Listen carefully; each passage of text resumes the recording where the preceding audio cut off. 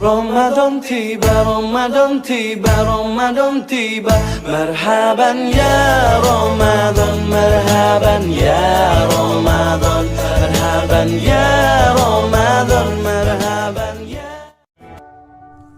Maka selagi kita hidup di dunia ini, kita masih diberikan kesempatan oleh Allah Subhanahu wa taala. Manfaatkanlah dengan sebaik-baiknya. Jangan sampai kita termasuk orang yang merugi di hadapan Allah Subhanahu wa taala. Yang ingin beribadah, beribadahlah sebanyak-banyaknya kepada Allah. Yang ingin bersedekah, bersedekahlah sebanyak-banyaknya di jalan Allah. Bantu agama Allah, tolong agama Allah, dan jangan sampai kita termasuk orang yang menghancurkan agama Allah Subhanahu wa taala.